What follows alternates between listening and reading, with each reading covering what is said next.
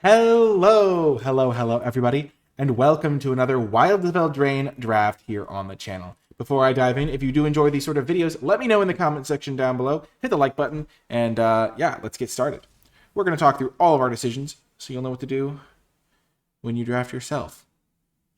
Hoping for a good card to start things off. And we have Farsight Ritual, which is pretty reasonable. 4 mana, you can like get 2 cards from the top. It's not like a crazy good card, so I don't think I'm going to take it here. I guess looking at the top 8 is pretty dang good. 4 mana, we'll consider it. I do like Torch the Tower a fair bit. This card's quite good as a removal spell. Feed the Cauldron's been okay. Neva is nice if you're playing white-black, but I don't want to start with a gold card. And then Graceful Takedown is a good removal spell. I think it's worse than Torch the Tower, but I think I'd rather be green than red. This is a sorcery. This is an instant. This is cheaper. They often do like similar things. And not having any creatures in play is a big downside. So I am going to take Torch the Tower here. Over the Ritual, over the Graceful Takedown. Let's see what we can do with our red deck here. We aren't necessarily playing red even though. Okay. Now we have some options. The person passing to us took a common out of this pack. White, blue, black, red, green. So there's one of every color still, so it's not like there's an absence there. Tangled Colony is all right. I don't love that it can't block, but it's a solid card. Fairy Fencing is probably the black card I would take out of this pack. Just a good removal spell. That's really good if you have a fairy in play. The red card follow-up isn't very good. Hamlet Glutton's fantastic. I might just take it, honestly. It's just so good. I don't like these black cards other than the Fairy Fencing. Yeah, there are a few of them, though. The blue isn't looking that good. Edgewall Inn's okay. I kind of want to just take Hamlet Glutton.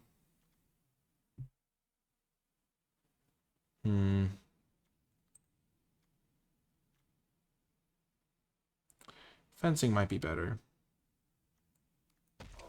We'll see what we can do. Up the Beanstalk. So this is a nice payoff for playing expensive cards like the Hamlet Glutton. What else is in this pack? There is a Ferocious Werefox, another card that I think is pretty good.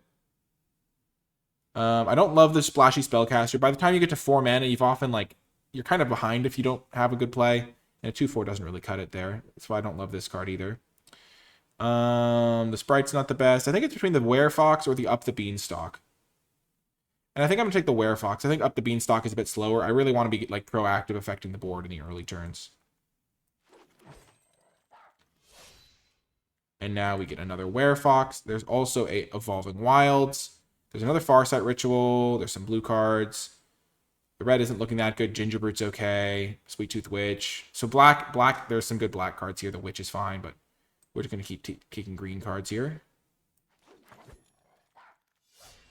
And now we see some red. So this is shaping up nicely. I do like Prophetic Prism. It's a card you can sacrifice to get out of Hamlet Glutton. Tattered Ratter is not my favorite. Just kind of mediocre. This card's okay. Dragon Mantle is not my favorite. It's mostly like a card to sacrifice. I could try Flick a Coin, but I don't love that either. I think I'm just going to take the Prophetic Prism over Celebrant. There are some red cards here, but they're not ones that I'm super interested in. Archon's Glory is also okay. I could take that. It's pretty good with the Werefox. Just hit him for 6 in the air. Really stabilize you.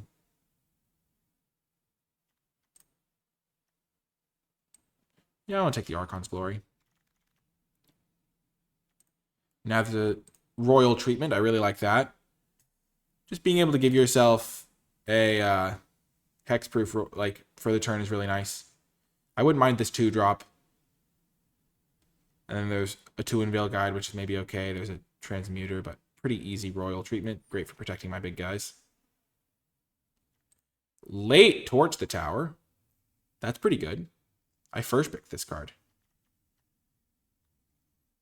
And we need some more cheap creatures, but we can get maybe some of those Gingerbreads back, and then we'll be in business. I'm really liking the direction we're going here. Feels like we found green is probably a little bit open at least. And maybe we'll be able to get a smattering of red cards. Some late blue. There's a Titanic Growth, which is good with our trampling, but we could just get another Torch. Now we'll take a 3-mana 4/2 versus Buyer's Attendance, because we know we're playing green. We don't know if we're going to be able to play blue. And this card plays well with cards that care about having 4 or more power. It also plays well with Werefox because making it into a 5/3 trample is pretty meaningful for pushing damage. And red-green has cards that care about 4 more power. Now I think we're going to take Gingerbrute here over the Minecart Daredevil. It's close, though. Minecart Daredevil is another 3-drop. It's a 4-powered card. I think I am going to take it over the Gingerbrute, but I'm going to hope to get some Gingerbrutes. But the Daredevil is really nice. It's just another adventure card, a combat trick, and also a 4-powered creature. I don't think Aggravated Assault does anything, yeah. Gingerbrute's my second pick, because putting a thing on it is pretty nice. Okay, we'll get our Skewer Slinger. Just any 2-drop is good in this spot. We can stabilize early and then win later. And this card blocks really, really well. I wouldn't mind a Gingerbrute, or even a couple.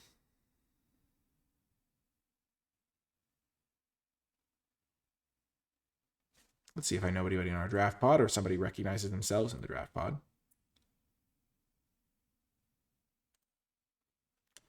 There is a Sky Tracker. There's a Battle Garb. I'll take the Tracker. Maybe I'll want one of those. I don't think so. I don't think I will, though. I'll take the white card. Keep passing the blue. I'm not going to want the white card, but Dragon Mantle came back. That could potentially be okay. Flick a Coin could also be okay. I think I'll try the Flick a Coin. It's just risky trying to put a aura on your guy. Okay, so here there is a food fight, turning all of your foods into deal 2s. Not a card I'm super interested in my deck that largely lacks food. This uncommon's mediocre. I think here I'm going to take the Ratcatcher Trainee or the Root Rider Fawn. And I think I'm going to take the Fawn because casting one of these 4-drops on turn 3 is pretty good. And the Ratcatcher Trainee, you kind of have to like play it off curve. It's like either an okay 2-drop or a really good 5-drop. And I'd rather just get the ramp to help secure some stuff for me. There's also Garruk's Uprising, which might wheel. It's honestly going to be pretty good in my deck. Giving all my guys trample, but my guys already have trample. I draw a card when a big creature enters play. I might be able to wheel this. I've seen this wheel before, and I just want to get a 2-drop. It's been hard to come by those in this draft for me. Virtue of Courage. 2 to any target for 2 mana. Okay, so it's a 2 mana deal 2. I think I'm just going to take the Genealogist. Oh, there's actually a Witchstalker's Frenzy. This card's really good. So it works on your turn or your opponent's, and it's 4 mana deal 5. Just excellent removal. Easy pick here. I didn't see that first. Then I would take this guy. Then I would probably take this over the Grabby Giant. The Grabby Giant's fine. And now we get this guy. This is perfect for our deck. We have a lot of 4 more powered creatures. We get to filter through our deck. Really happy to see Boundary Lands Ranger. This card would be good in some versions of our deck, but we're playing red. This guy's pretty nice, potentially. Love seeing this 2-drop. I really wanted a good 2-drop. Ooh, and now we get Godric. Godric's fantastic. Just a 3-mana 3/3 haste that can sometimes be a 4/4. And flyer. Season of Growth, not really what I'm interested in. I would take Root Rider Fawn second out of this pack, but Godric's really a blessing. And if I passed it, then the person would just probably take it and try to get into red. Really nice signal. Ooh. Happy to see a Welcome to Sweet Tooth. This card's just good on its own. You get a 1/1, you get a food, and then you just get like 2 counters on something. So it's like a 2-mana 3/3 that makes a food. I'm also streaming this live on Twitch if you're watching on YouTube. Just came home from drafting a Rats deck. Your vids help a lot. Thank you so much, the broski. I really appreciate it. Welcome to Sweet Tooth. This is a great pickup for us. Also triggers celebration cards. Oh, man. Picnic Ruiner. There's also an Imodane's Recruiter. I'm not going to splash it, though. I'm going to stay disciplined. Just take the red-green card. This is just a really nice one. Puts 3 counters on something, and then is a pretty nice double striker. So this is a good pickup. This card's fantastic as well. At this point, I think I can cut the Skewer Slinger. Oh, baby, another Picnic Ruiner. We're really cooking now. There's nothing even really considering in this pack. Our deck got a lot better this pack. I think we've been reading the signals well. There's a Witch Stalker. There is also a Bellowing Bruiser, which I kind of want to try. The Witch Stalker is nice because it can like block early. It can then get triggered whenever I play one of my big guys. I have a lot of 4-power guys. And it also plays great with the Picnic Ruiner. So I will take this 2-drop. I think it's going to be good in my deck, even though I would normally want something more aggressive like the 5-drop. I think I've got kind of the top of my curve set up. Here I'm just going to take this so that I don't pass any red cards. Let's just see. What do I not want? Ooh, the genealogist is fantastic for me. Oh my gosh, I was like not gonna take it over the really good card that I took out of that pack, the like Witch Stalker Frenzy, but I'm really happy that this came back. My deck is looking fantastic. I'm not gonna play the Sky Beast Tracker. So far, taking this Hamlet Glut in second is really working out. I've got 1, 2, 3, 4, 5, 6 good 2-drops going into pack 3. I'm not really a return from the Wilds deck, but I'll take it in case I need it. I forget what I took this over. It was something medium. I don't think I need Leaping Ambush, but I'll take it. Another Witch Stalker, sure. It's just good to have enough 2-drops. Whoa, the Tortoise. In real life, this card's worth some money. So, that's worth knowing. Here, though, I'm just going to take another Hamlet Glutton. This card's a complete beating. If you can enable it, I have plenty of like ways to get like random tokens, like these monster roll tokens. The Flick a Coin can do some stuff. And that makes a roll token. This is a thing that makes a food. And just being able to play this on turn 5 as a 6/6 trampoliner is huge. This card doesn't really do much for me. But yeah, this is fantastic. Great addition. I'm at 20 cards right now. I can't use this quite. It's a good card, though. There's a Monstrous Rage, which is also a really good card in this deck, I think, because it just gives something a monster roll. So it's +3/+1 and trample at instant speed, and then I can use the monster roll if my guy survives combat. There's also a Hollow Scavenger. I think I'm going to take the Monster Rage. Make another roll for my sacrificing. Maybe I'd rather have the Hollow Scavenger. I don't think I'll need combat tricks here so much. Let's just take the Hollow Scavenger.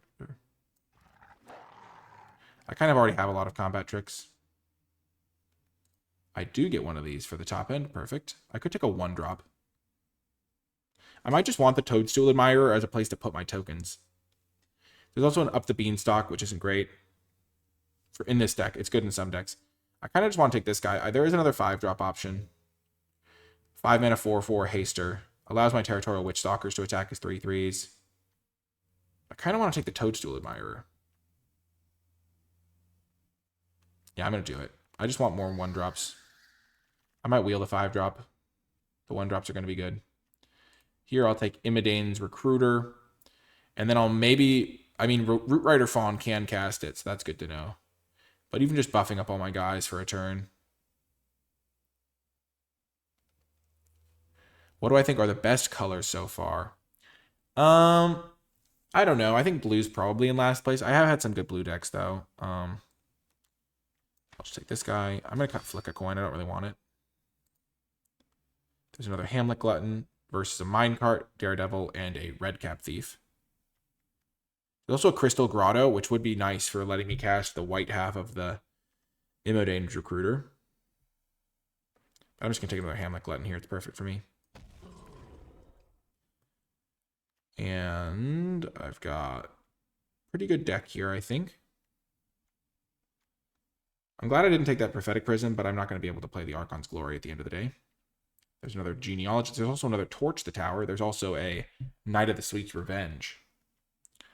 Best color, maybe black or green. I've been really liking green cards. I'm going to take Torch the Tower over the Genealogist. I just love Torch the Tower. And I have a lot of creatures. 18 already, so more non-creatures is fine. And I have pretty good 3-drops already. I think I'm going to take Crystal Grotto. Just for the off chance I can splash the card. I don't really have any huge color requirements other than double red here.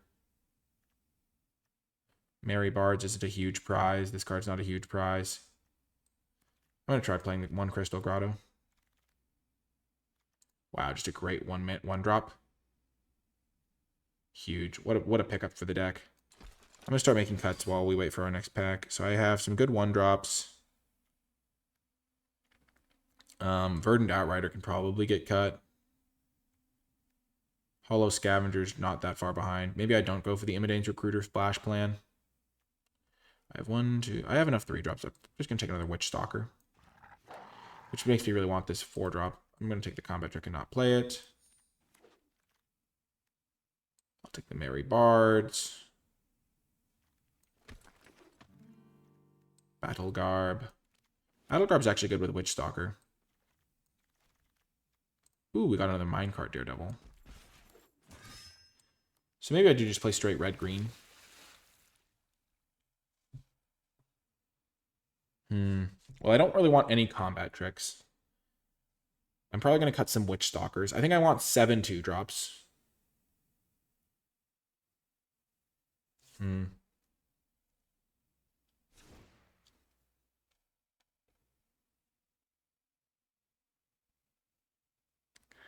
So here I'm going to cut the Recruiter. I'm going to cut the Grotto. So I can have an extra forest. Perfect. And then I have to make 4 more cuts. Because I do think I want 17 lands in this deck.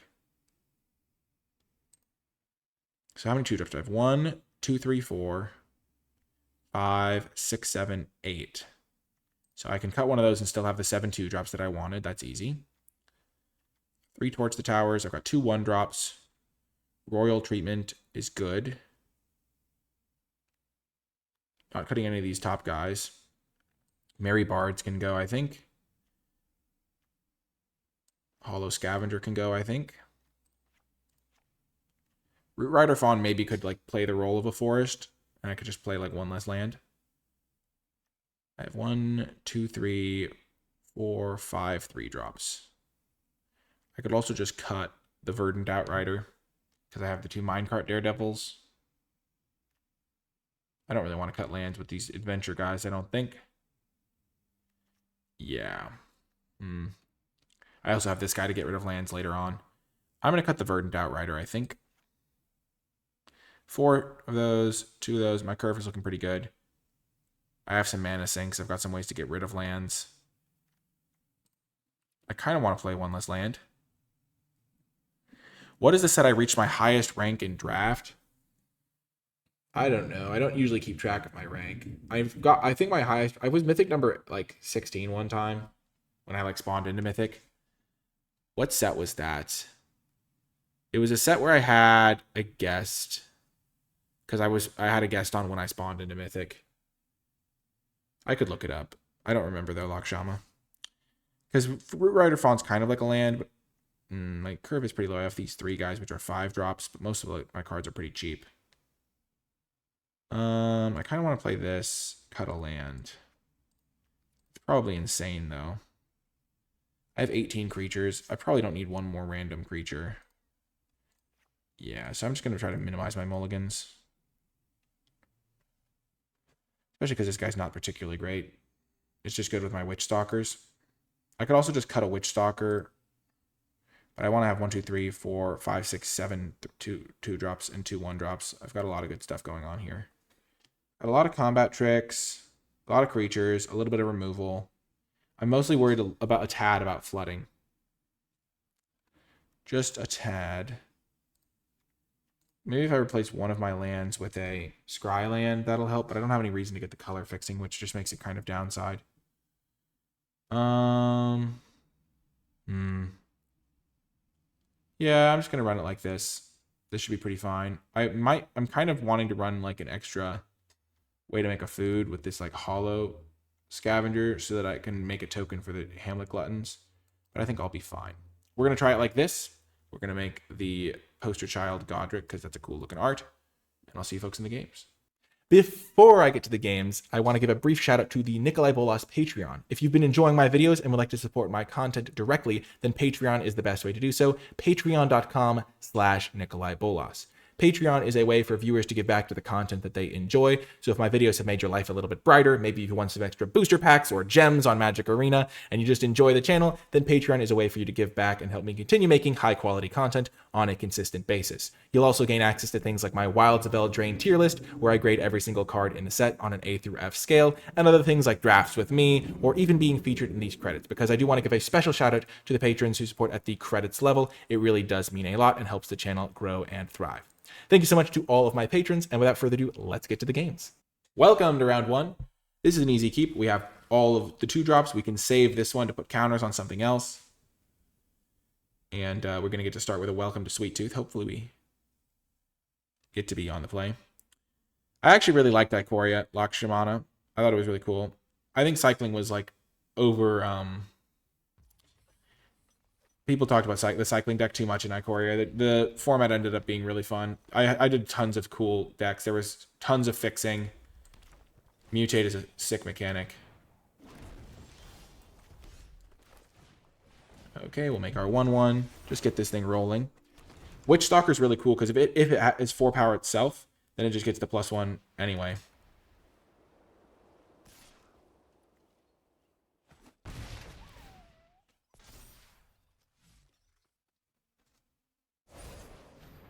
Sure.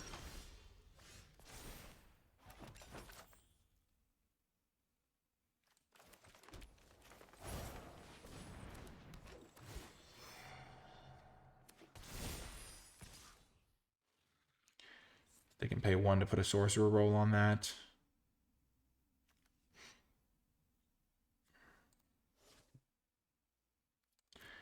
I think I'm going to hold back this turn. This way I can double block Rotisserie Elemental if they try to get in with that.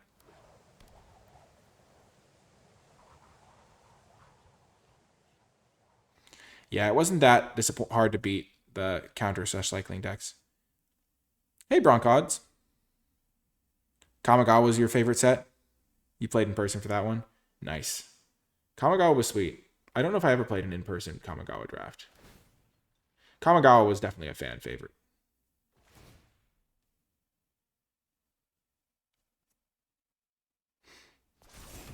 I can double block this here because the only spell I could have is the deal 2 to make it so I wouldn't get my 2 counters on something.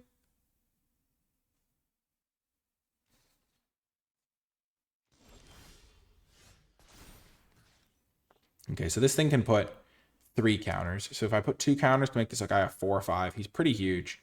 I can't imagine them getting past that with this guy at least. And then I can make this thing 5/5.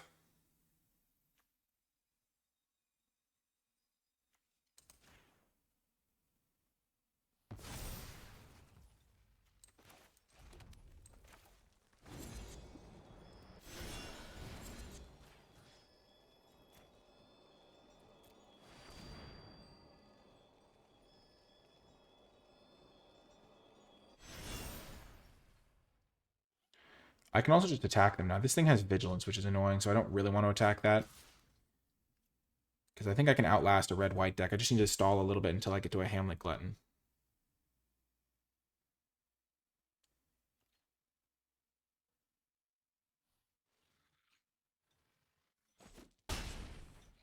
And I'll just crack in for 5 a couple times. They will get to attack me with a Rotisserie Elemental. That's not the end of the world. Next turn I'll play my Double Striker. And my Witch Stalker.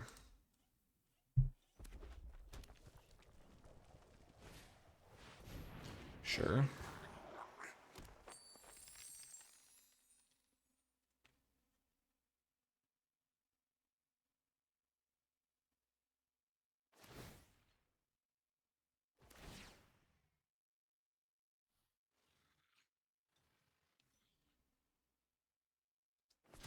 Sure. I'm happy to kill the Spellbook Vendor, I think, with my guy. This is the worry I had with this deck, is that I would get too many lands. They're going to double block here. I can kill the Spellbook Vendor, play both my guys. They have a 3/4, which is kind of annoying sized.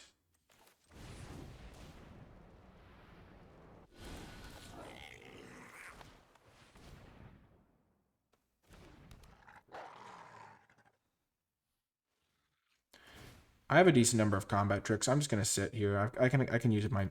I think I can outplay this situation. I have plenty of good cards in my deck. I've got the 2-drop that can start discarding lands. Do I miss the mill from original Eldraine? Not particularly. It was kind of a cool deck, though. Also, I felt good because I had kind of theory crafted it beforehand. Like, oh, I can play all these cards together. And then I did it in my second draft and it worked. Oh, yeah, you didn't like cycling decks because of the Zenith Flare Lakshama?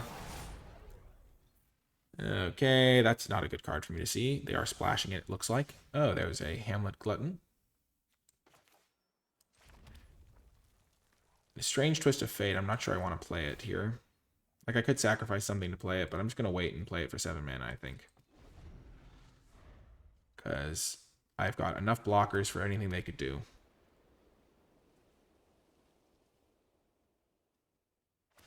And my food token might prove relevant.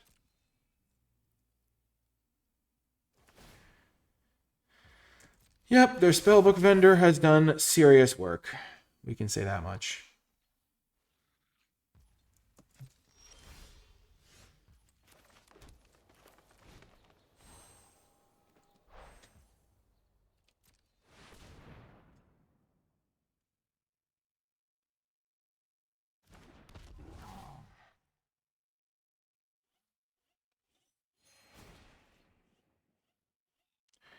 This could be a little bit of a waiting game. I wonder what we have to push through.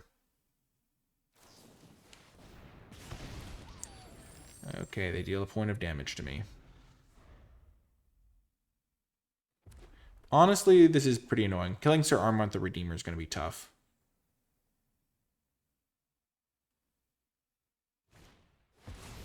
And we're going to lose.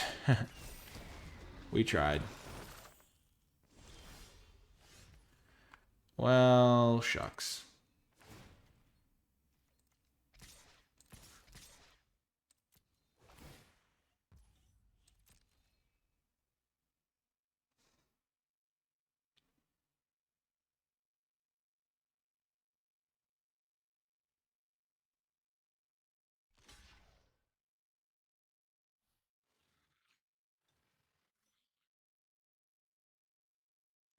Maybe I should have just attacked all, but then they just like make the blocks to survive, kill me on the crackback here. I have some blocking threats.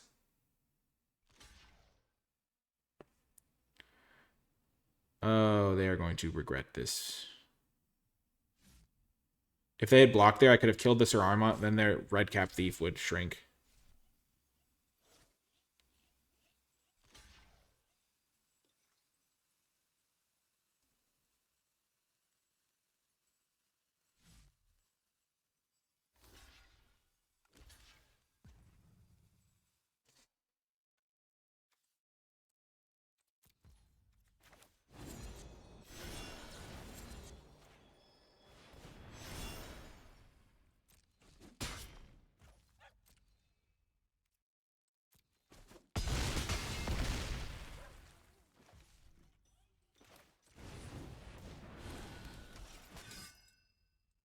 I don't quite get to kill the Spellbook Vendor, but this thing died because it lost the +1/+1 it was getting from Sir Armont. And now my deck actually has some outs, it feels like.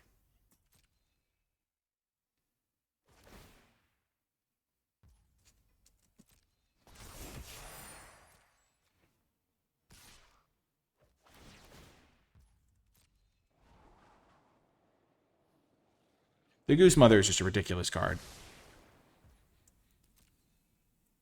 They get to sack a food. How do they even get green mana? Oh, they had the treasure token. Okay. Yeah. The Goose Mother is also very splashable. I feel like you get to play it a lot of the time you get it.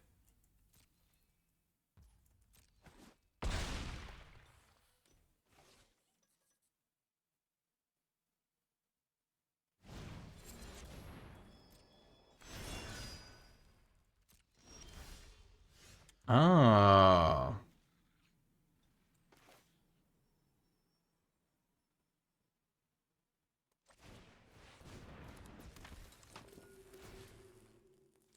If only I had another creature to get the good mode of that engaged.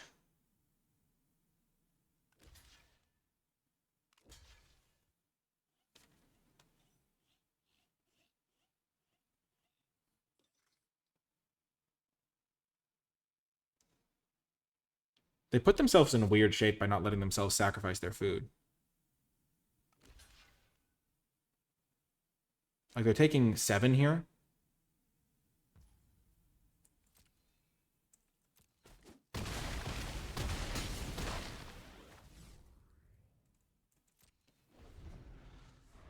So if I had drawn another... If I had, like, another spell in my hand or a combat trick, could have maybe gotten there. I'm definitely holding this land in case I draw my 2-drop. Godric was pretty solid there. But now I have 3 lethal threats. They're going to have to spend some of their mana sacking food. And if they want to attack with Goose Mother, they're going to have 1 less blocker.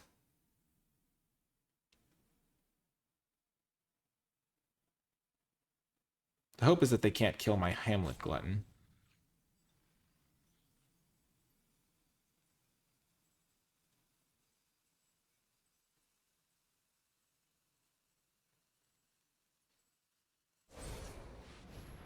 Merry Bards, sure.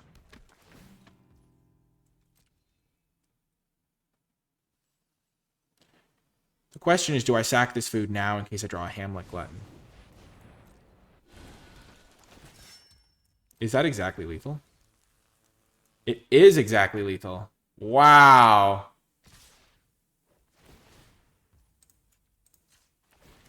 I did my best. That was a tough game. I don't think I could have done anything significantly different there. I think waiting pattern of like my deck having like Hamlet Gluttons to draw into is pretty good, but then they dropped the Goose Mother and I swapped game plans to attack more aggressively and it worked a little bit, but I was pretty much 1 spell short because if I'd had 1 more spell, then Godric would have been able to take to the sky potentially. Oh, that was a tough loss. I feel like my deck is good, though. And I felt like I played that pretty well. And I feel like I drafted pretty well. So, overall, you can't feel bad about losing the games when it's just like you lose to their rare some percentage of the time. And I also drew pretty poorly. I flooded out a decent amount there. Like, you play 17 lands and accept the fact that sometimes you're going to flood. This is a good hand. 1 drop into 2 drop. I kind of want to try that. I'm excited to see how this does, putting like some roll tokens on it. Being a mana sink. Ranger would have been great that last game.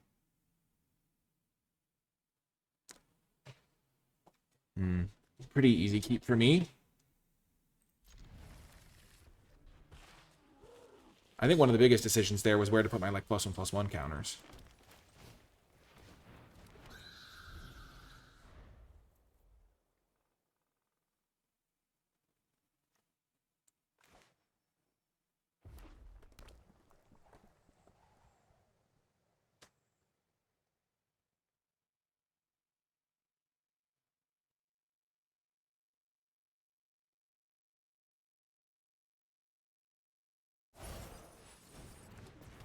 The Charming Scoundrel.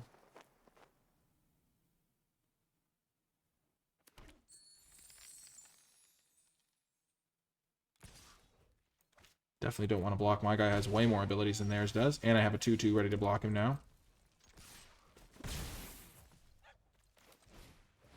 Not the best 2 draw steps just there, but, you know, we'll find a way.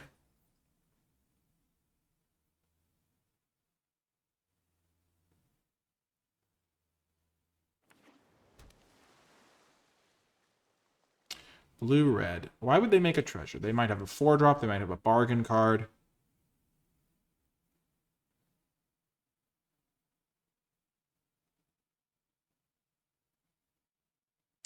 Or they're splashing.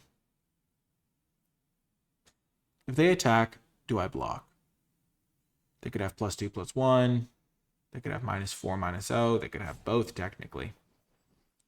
They could turn my guy cursed post-combat, because that would make it a 1/1. Okay. That's not the worst, because my Ranger will still have his ability.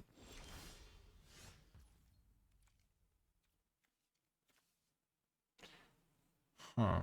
So I can kill that guy. I don't really care about that guy is the thing. So I'm just going to play my land and pass. Because I'm in this sort of spot where, sure, it's aggressive to kill their 1/1 and attack, but like their 1/1's not attacking me. This is going to be way better for me to kill.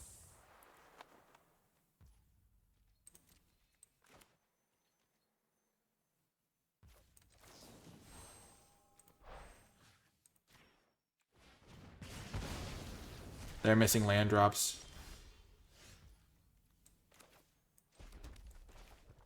This is going to go really well because Welcome to Sweet Tooth provides me with a food that I can sacrifice.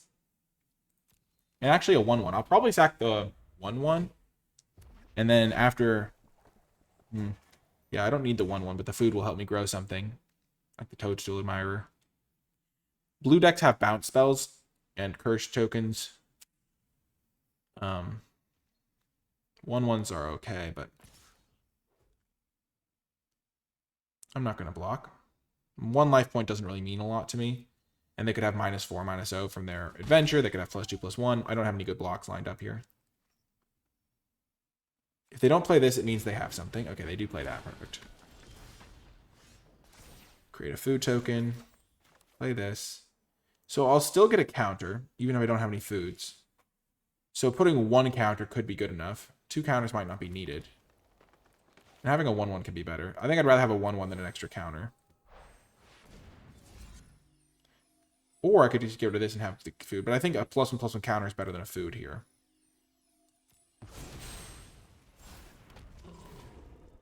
And now I get to discard this land.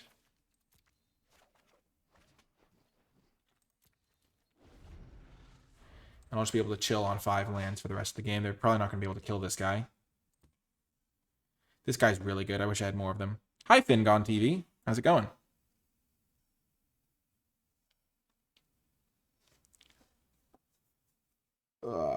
Where do I put the counters is the question. Probably on the Toadstool Admirer. Start getting that into a threat. Misleading modes. I'll put that on top. Sure.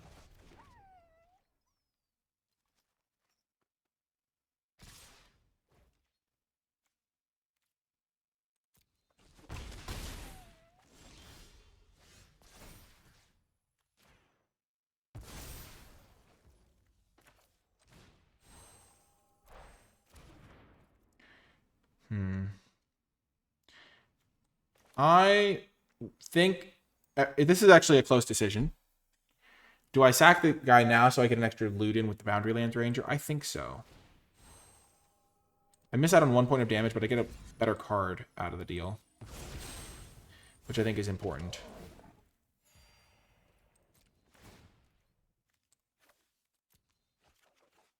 Nice. Do some damage. Now the Picnic Ruiner is going to do some good work. Genealogist can do some good work.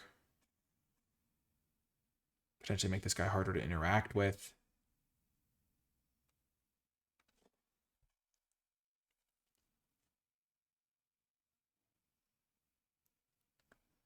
Also, this way I stop him from like killing my 1/1 and thus stopping my Glutton from coming down. Galvanic Giant, sure.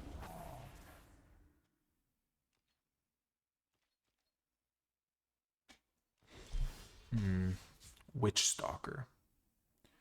So I could put counters on things. I could play this thing and this thing. If this has 7 power, it trades for both of their guys. And they have to triple block it.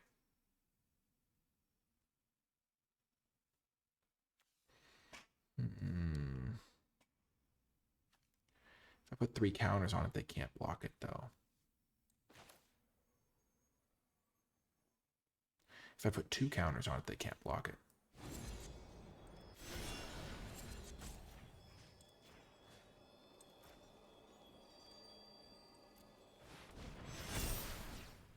And this way, this guy's really close. I'm actually going to discard the Witch Stalker. I don't think it's very good here compared to what I could be doing, which is stuff like that. And this is a 2-turn clock as well.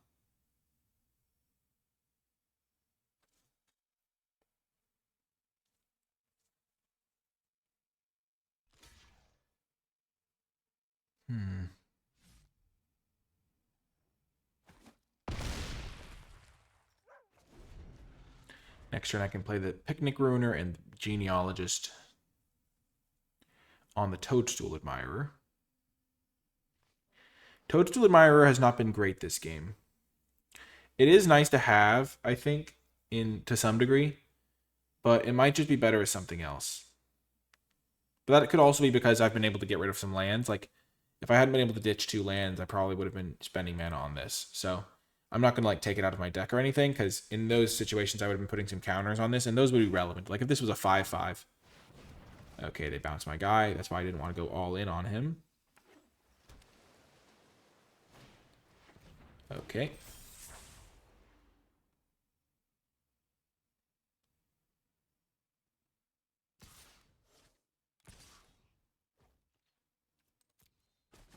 If I draw a combat trick here, they're in really bad shape. Oh my gosh, that's actually really good for me. Not this turn. I'm not going to do it this turn. Here, I'm just going to make this guy a bigger ward. Play my double striker.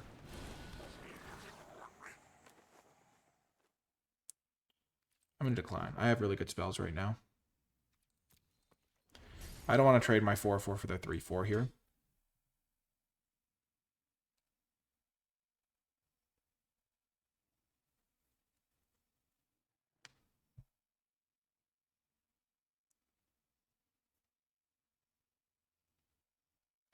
And I can make this guy into a bigger double striker. Like a 4/4 or something. I've got a ward 3 guy that they probably can't interact with. I could have ditched the Hamlet Glutton. But I don't know how they're going to deal with it permanently. And it is huge. Ward 3 is a lot. Okay, so they are going to bounce it.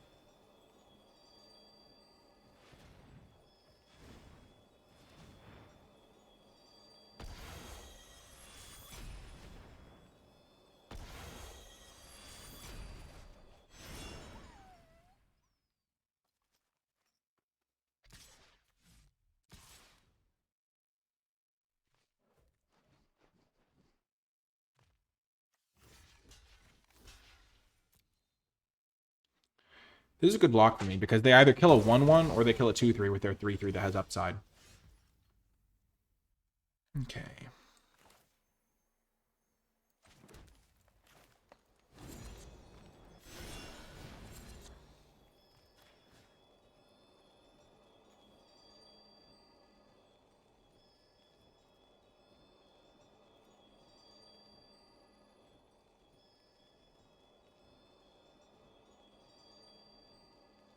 Yep, I'm just going to make a 5/5 double striker.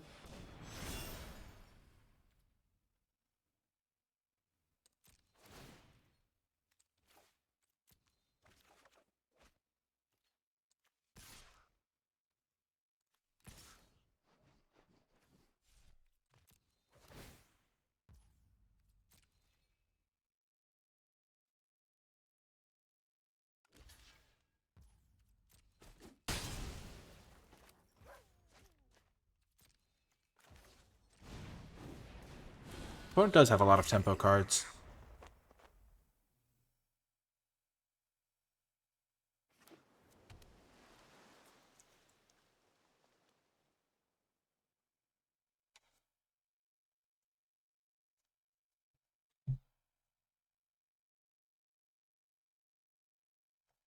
What could be in their hand? I mean, they've been tapping out every turn.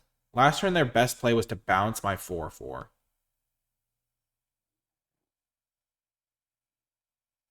I think they've been missing some land drops, so they aren't... They still have spells. They're probably not removal spells. They're probably not small removal spells. They probably would have killed this Boundary Lands Ranger or this Picnic Ruiner with their treasure. Like, they would have used their treasure, so they don't have a deal 2. They drew the land for turn. They have a 3-drop. Okay. Why are they playing a 3-drop instead of their 6/5? Because they know they're going to have to chump block. They want to be able to untap their guy.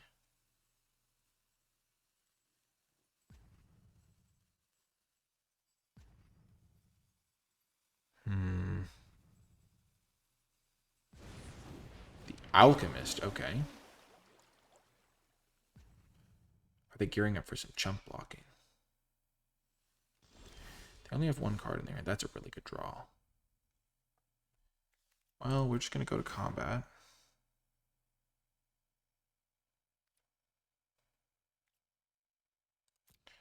I'm in decline.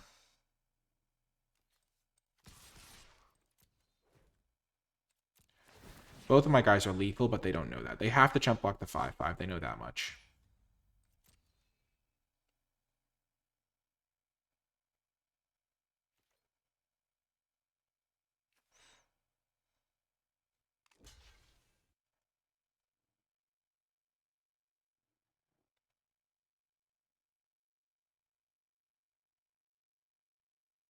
I can give my guy +2/+1, and then I can play the 4/2.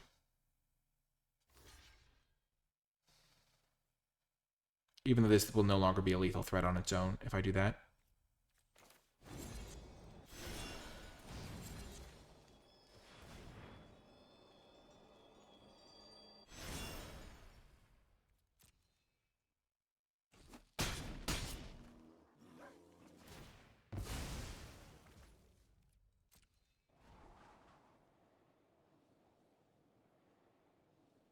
My 4/2 can attack into this thanks to my combat trick.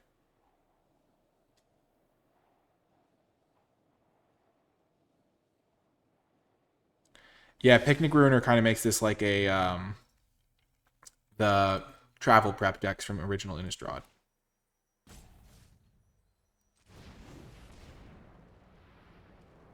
Good call, Godzelli.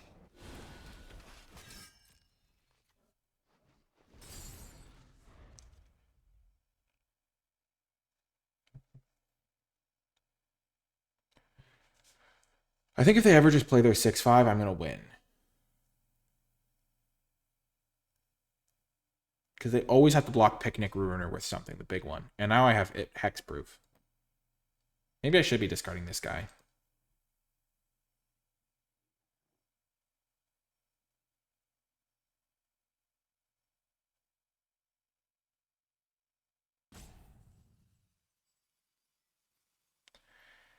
I wish I had thought about whether or not I could like win the game with my... What the heck? What is this?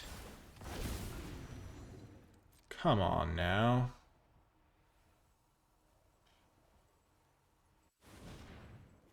It's a mythic rare dragon.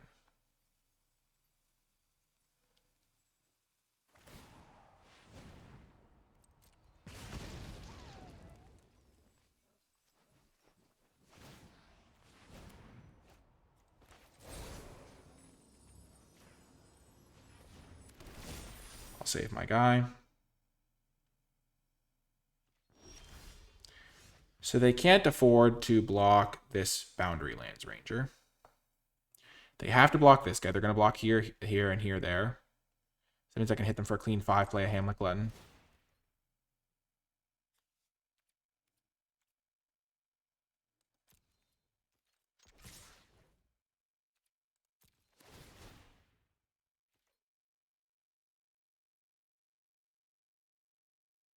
Four power stuff certainly does matter in this format. But I think this is their best block combo.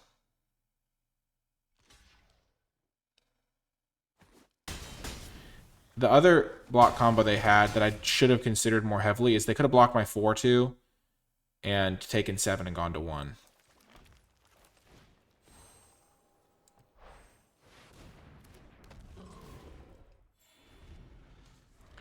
If they go to 1, though, then they have to block Hamlet Glutton with exactly 6 toughness. Got the win. Let's go. What did we learn about our deck from that? I mean, the adventures were all very nice. Our deck would have struggled if we hadn't had a way to continually get rid of our lands. So that was also worth noting. Maybe I do want to be operating with fewer lands rather than more lands. I could definitely think I use another spell, but the question is 16 lands too few when I have 3 5-drops in the deck? And I do have that one guy that really does mitigate mana flooding. This guy's good against mana flood. This card's really good. I really wish I could play that. But like, would another Verdant Outrider help? Or a Scavenger. I felt like I was a little bit light on ways to bargain out the Hamlet Gluttons, and this guy could really help. Man. Maybe I would cut a Torch the tower. As weird as that sounds. Like a more expensive card, a creature.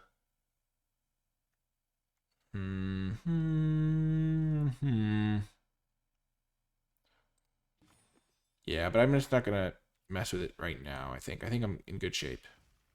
I kind of want to just add more 3-drops. I don't really think I need that many removal spells. I'm kind of like hoping to use my combat tricks as removal spells of sorts. But it's still super powerful, getting to just like zap stuff. But I do think having an extra food token from the Scavenger would be good. Maybe the oof isn't quite good enough when I do have all those 1-drops already that I don't really need stuff to do. I'm mostly thinking about, like, where can I put my tokens, but I have enough creatures that I probably don't need the oof. So I might cut the oof for the cursed guy. Here, it's really unfortunate, because this hand would be great if I just had a mountain. But I only have 8 mountains in the deck, so I have to mulligan this. And now we will keep this, and we will ditch the forest, because we have this guy to kind of be a land.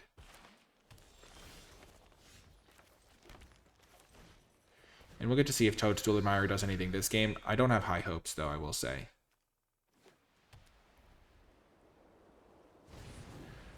Okay. That guy's pretty good.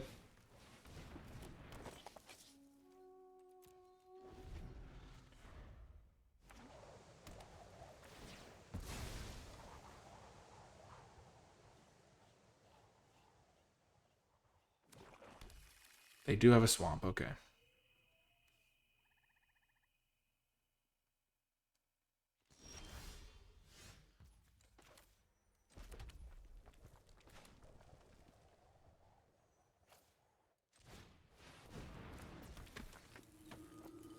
This is the problem with my deck, is I'm prone to flooding. Play Godric. Next turn I can make it a Royal Godric, and it'll become a dragon. I hope they don't kill it right now. It represents a substantial mana damage this coming turn.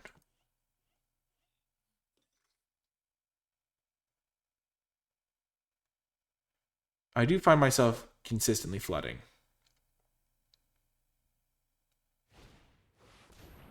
Okay.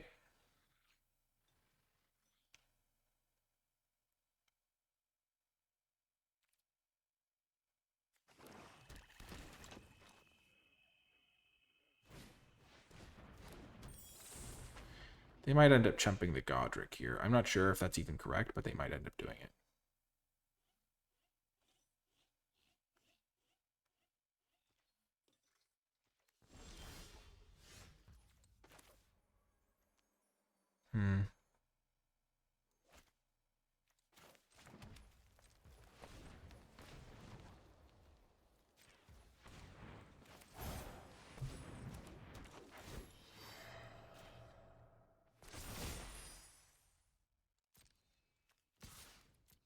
Jumping probably is correct when they just get good card advantage.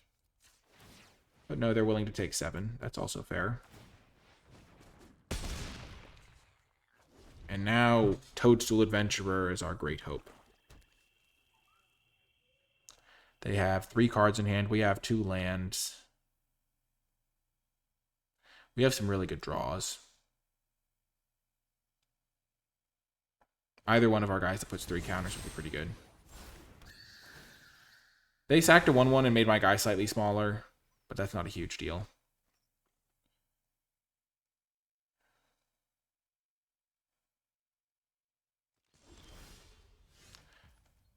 The Ranger would be good if I had a big creature, but I'm going to save it so that I can make Godric a big creature.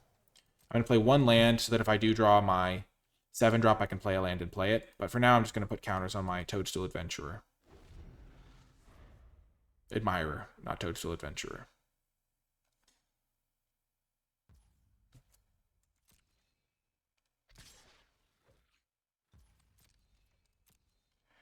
No blocks.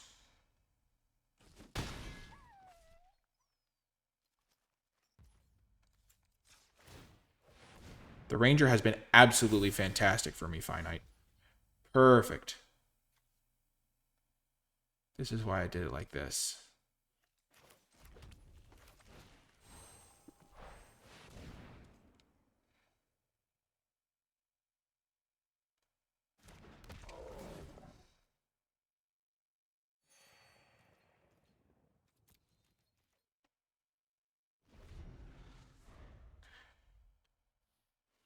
So if I draw a spell, Ranger's going to be good for turning this into a huge flyer.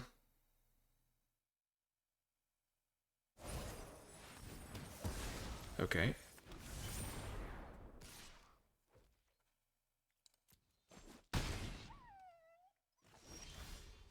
The royal treatment.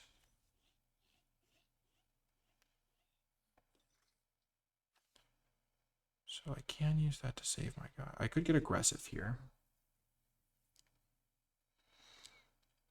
I could play Boundary Lands Ranger.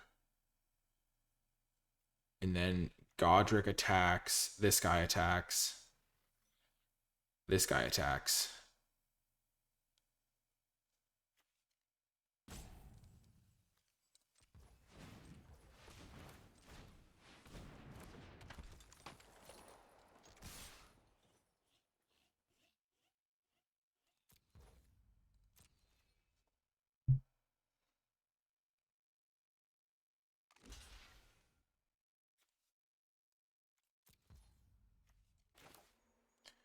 And then I buff up.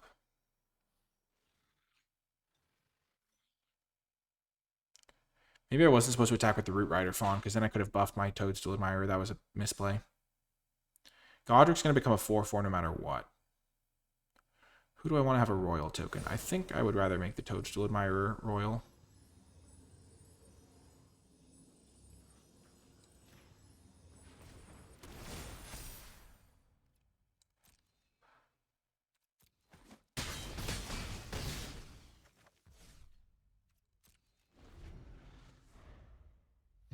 Yeah, if I hadn't attacked with the Root Rider Fawn, my Toadstool Admirer would be a 4/4 right now, which would have been way better.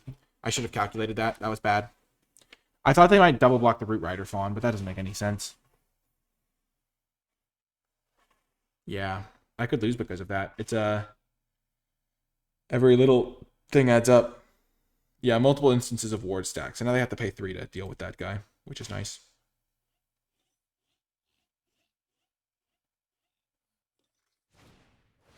Okay.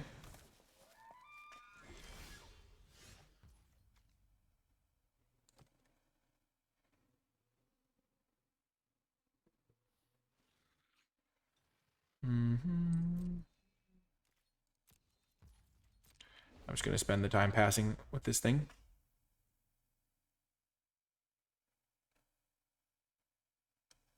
I just need to draw another permanent to make this guy a flyer.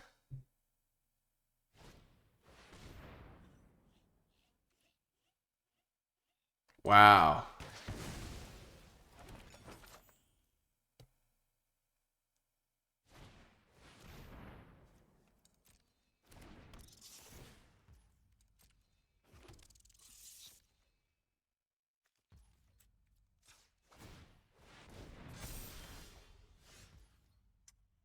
Interesting. So they don't have any way to stop my Godric from killing them here, I think. I have 8 mana. I have 7 mana, so I play 1, 2, 3, 4, 5, 6, 7. This will go to a 4/4, 5, 6, plus 1 pump. Do I have the mana to do that? So this is 1, 2, 3, 4, 5, 6, 7 for pumping this guy. So it goes 4, 6, 7. Yep, that's lethal. They don't have any mana to stop me. And other guys have reach. Okay, sure. Perfect. Green plus red.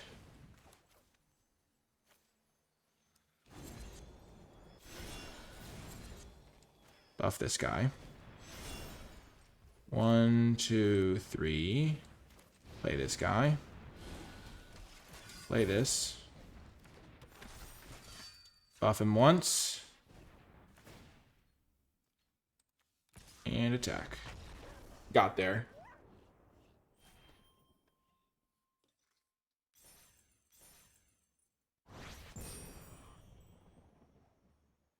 Was there a way to sack it? There wasn't a way to sack this guy. Twitch chat is suggesting I could have played this guy sacked it. Oh, I could have sacked it to get an aura. Oh, that's good thinking. Oh, good thinking. I haven't played with this card yet. Yeah, I could have done that last turn. Like, do that. Put a counter on my Toadstool Admirer. Toadstool Admirer was pretty good that game. Gave me something to do with my mana. My gosh. Crazy stuff. I've really liked the +2/+1. That was a good line, chat. Good find. I definitely didn't even think about that because I just assumed that that was a 2/1 that died into a token. Because normally I don't think about the sacrifice of it. But yeah, that would have been a way to trigger my guy and win the game that last turn. I should have done that. I should have gone for it. They only had like 1 mana available. It was nice that they didn't have any mana available that last turn, though. Okay, this is a good hand. We're going to get to see how this guy does.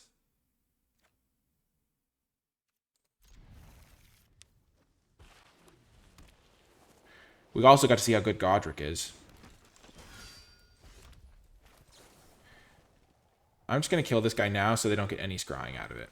Because this guy tends to grow into a problem over the course of the game, and scrying is just going to make it a worse problem for me.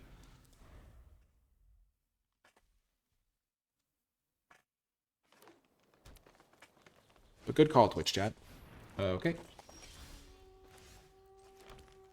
I'm going to play the Witch Stalker here. Now I can go Werefox onto my Witch Stalker, sacrifice the token to kill their 1/3. If that's the best option. Yeah, that's the best option. Because I don't want them to be able to play something really scary.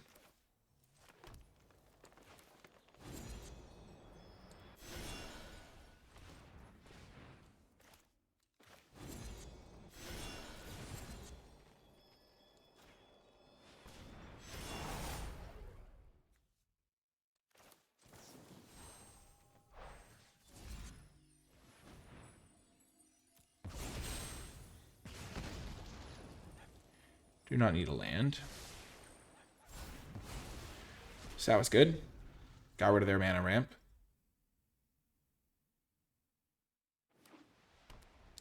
Potentially not as good, impactful, but it'll give me some time, I think. Hopefully.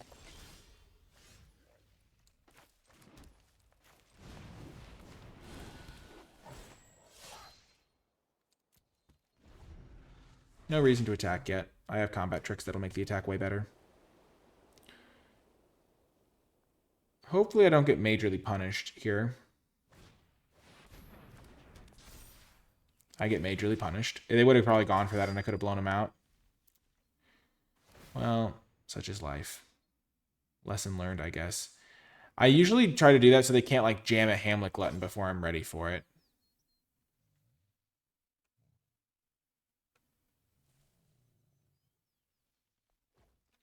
I can't afford to block because I need to be able to double block this guy.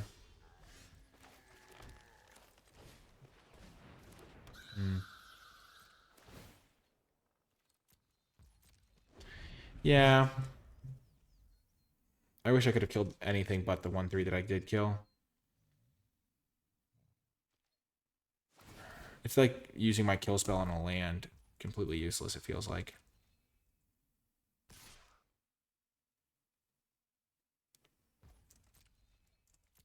Oh, if I'd had that ability to do that, oh, that would have been so good. I never expect people to play this card.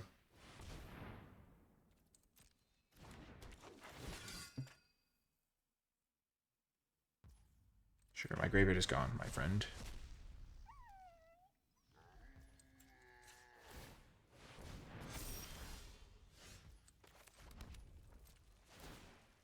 My land draws are plentiful. Many lands.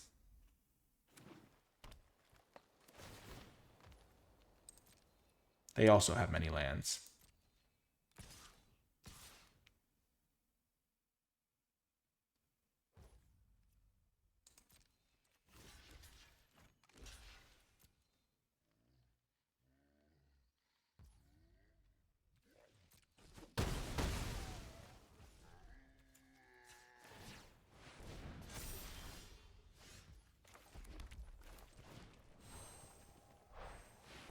And then also I'll be able to double pump that guy. And I might just attack with the Glutton to trade it for their 4/5, because their 4/5 is pretty relevant here.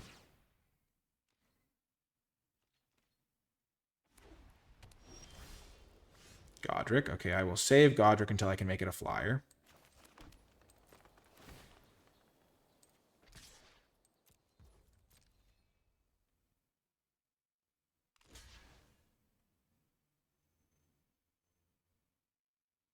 Yep. Take down their 4/5.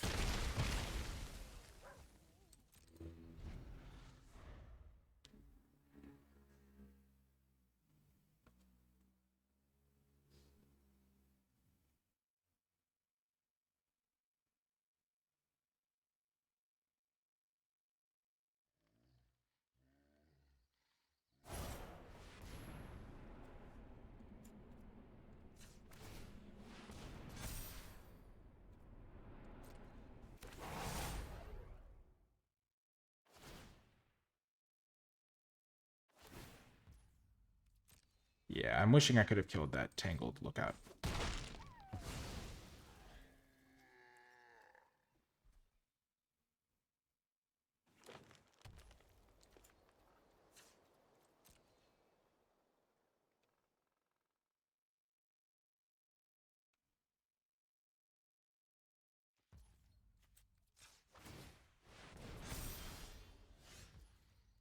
Okay.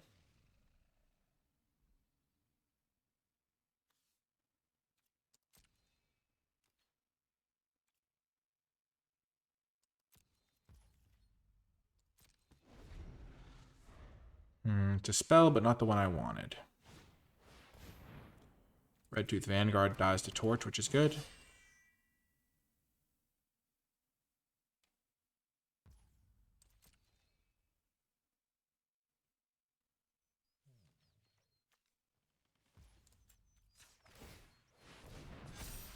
Just going to put maximum counters, though. That's a card.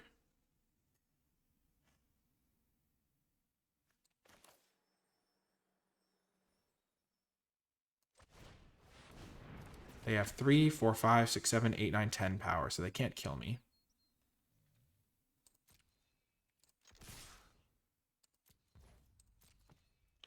But now I have a 2-turn clock on them, and they have 1 card, which could be a lot of different things.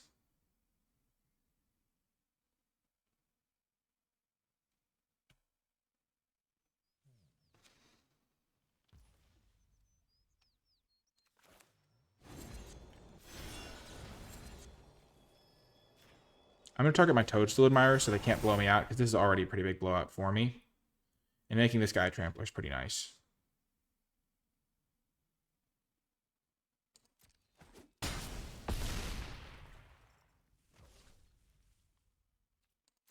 And now if I draw another spell, I can play 2 spells.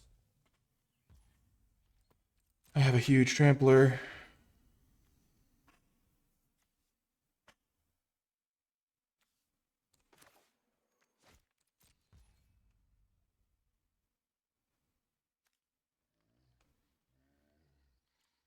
Do I want to just kill this thing?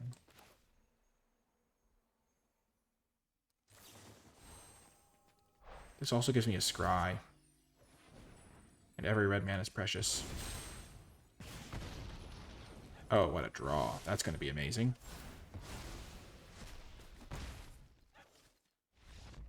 Boom! Got the win. Oh my gosh. I don't know if I played that optimally at the end. It might have been correct to just kill the Tangle Spam Lookout. I did have fun because I won. I pretty much always just vote best on whether I won the last game. I think that was pretty good.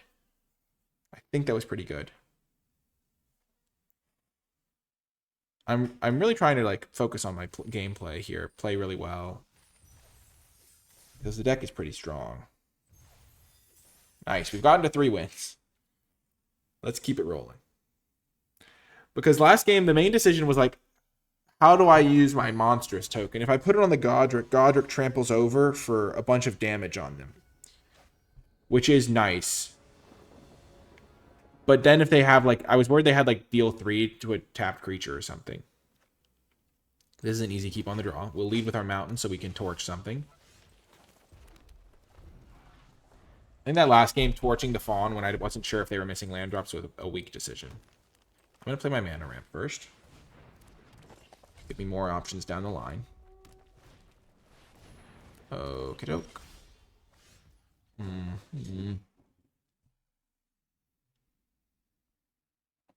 So they have 3 colors. They have.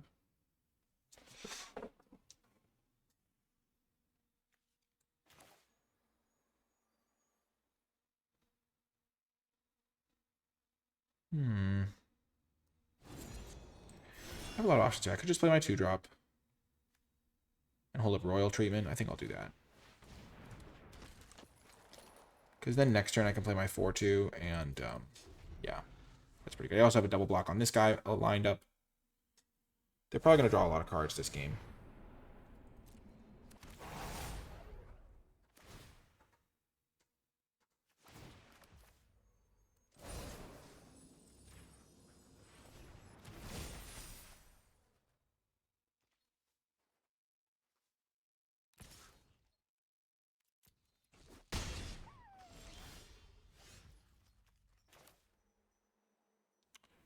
So I can attack and kill their guy.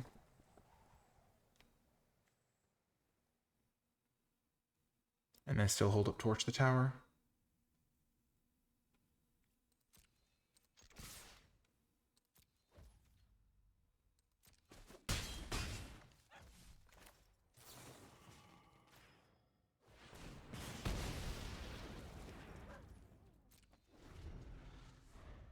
I can cast Glutton next turn if I draw a land.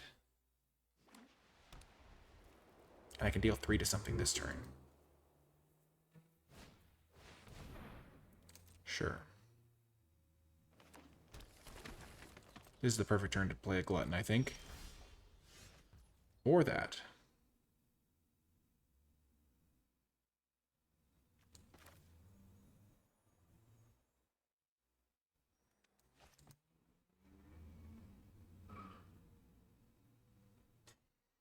I kind of just want to play this thing.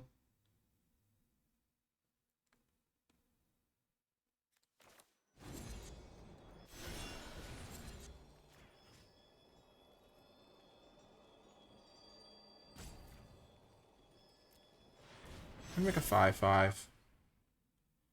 I'm gonna ditch the Witch Stalker.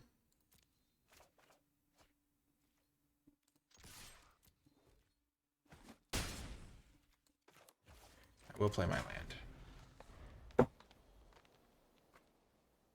Picnic Gruner is really good.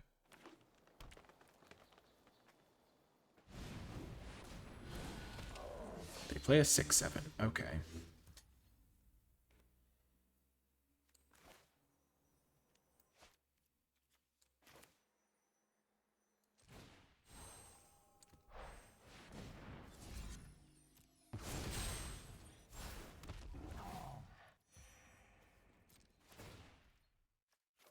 Discard my land.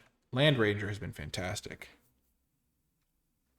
So I could attack them and then zap that afterwards, but I'm not going to.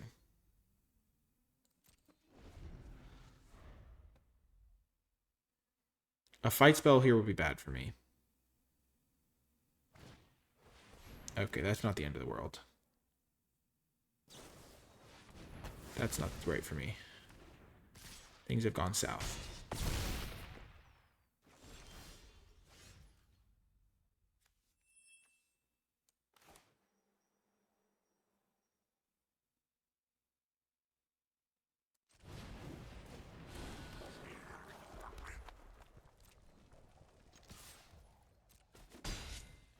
I can't block this guy anyway.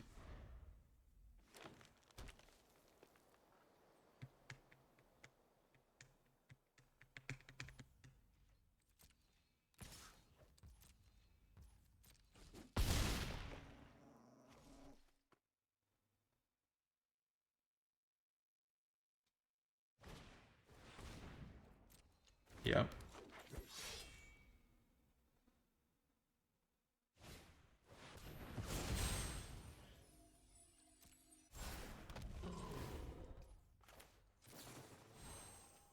This game was just like unfortunate. They had their 2 removal spells for my big guys, which I imagine their deck doesn't have that many answers to huge creatures on my end.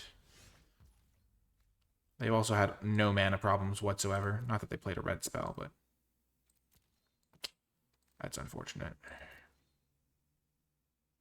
I've really struggled with flooding out in these games, and it feels consistent enough as a trend that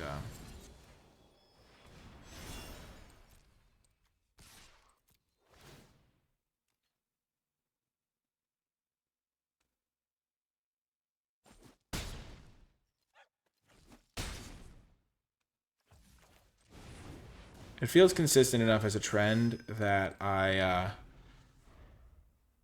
want to cut a land, but in my head it's like doesn't make sense to cut a land.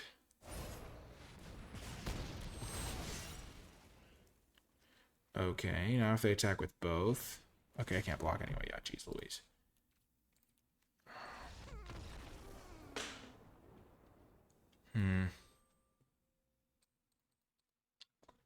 Like, I think I want to cut a land for one of the werewolves, honestly.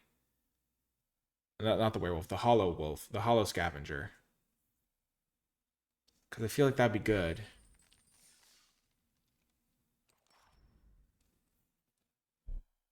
Or like just go bigger curve, like cut a couple of Witch Stalkers.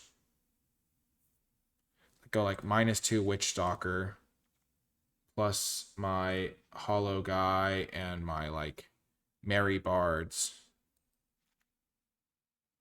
And then like try it like that. I think Merry Bards is better than this guy. But like, I think I'm going to try this. Go a little bit bigger. Give myself some more mana, higher mana value guys.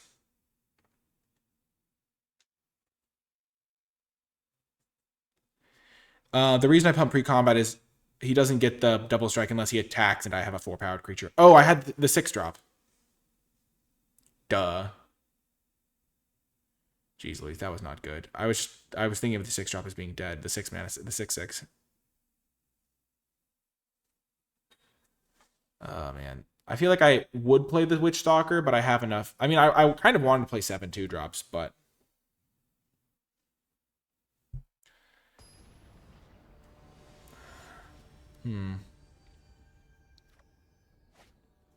Okay. Let's try to break through the 3-win threshold. We have a good deck. We can do it. This is a good hand. It's slow, but it's doable. Hamlet Gluttons are pretty good. I made my deck better with them because I added some extra sack fodder for them.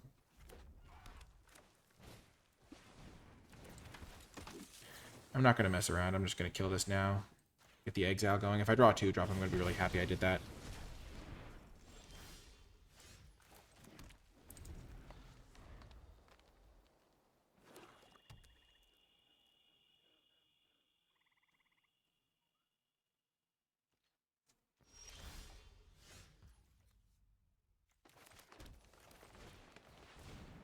Okay. I like to have 2 creatures in play by the time I get this to the 3rd chapter so that I can't get blown out and not get the counters, because the counters are pretty significant. Okay, Grabby Giant. Grabby Giant! Sweet Tooth Witch, sure.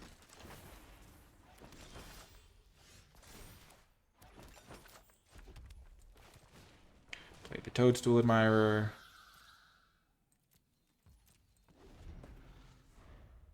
Probably try to put the counters there. Toadstool Admirer's been pretty good, gotta be said.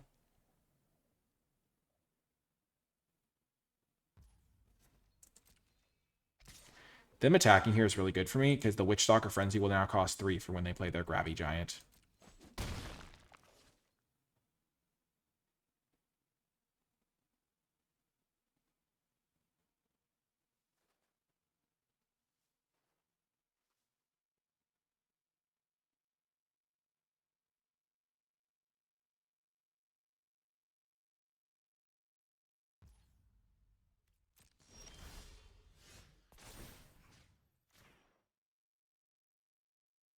Definitely put it on the ward guy. They might have -1/-1 make a rat.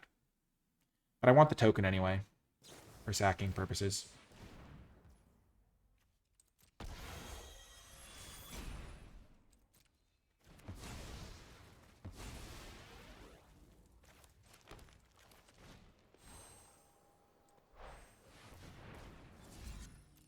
Sack the food. Hit him for 1. When you have a 6/6 in play, every point of damage matters because if they're at 18, it's 3 hits.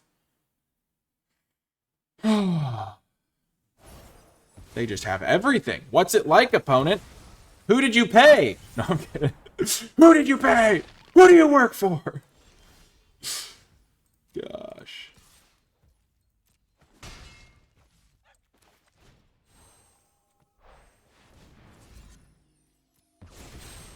Holding lands against a black deck makes sense because they have that card that's pretty devastating. Oh my gosh. Did they get any 2-for-1s this game, or am I just getting owned on my own merits? I feel like I've been doing pretty good work here. Maybe it's just because I'm drawing a lot of lands. I can't attack here. That's for sure. I would love to attack, but then they hit me back for 3, 5, 9. And that's not a trade I can take. Maybe I should have played a land there in case I draw my third Hamlet Glutton. But I could also just draw my 2-drop, and then I really want all the lands I can get in my hand.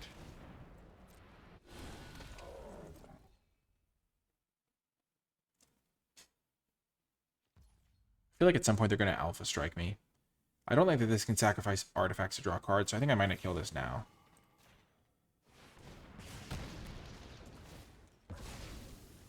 It does buff their vermin.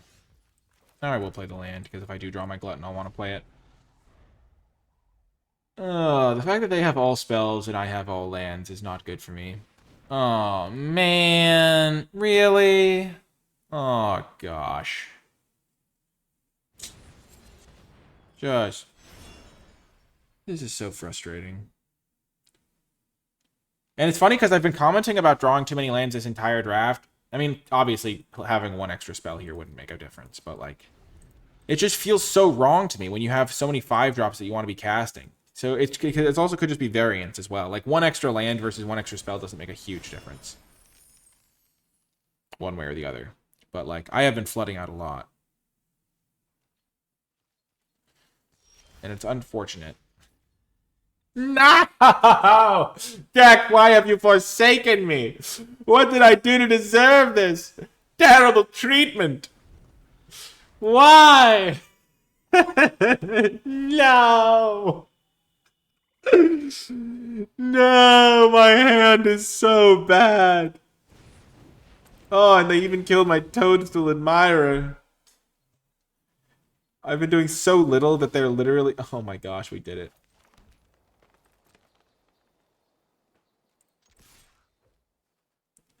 Their Voracious Vermin's about to get a lot bigger. Yes.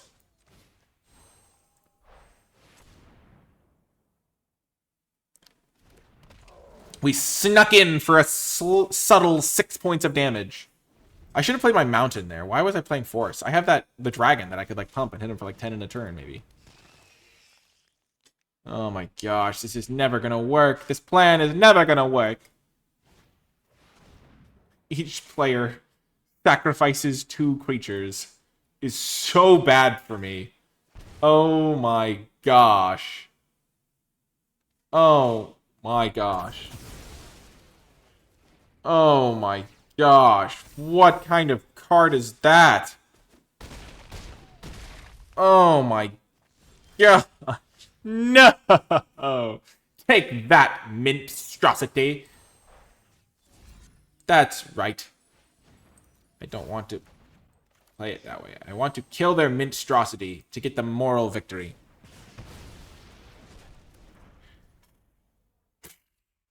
Just devastating. Oh, that was bad. Ugh.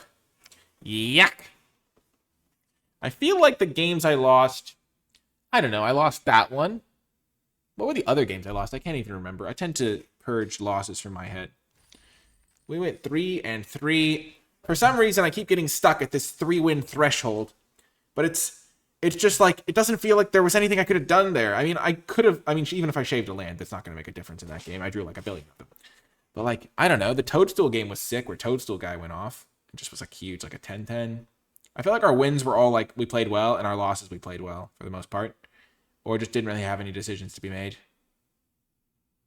So, I felt like this deck was pretty good, and so I wish it had done better. I think this version's probably better than the one that goes all in on the Witch Stalkers.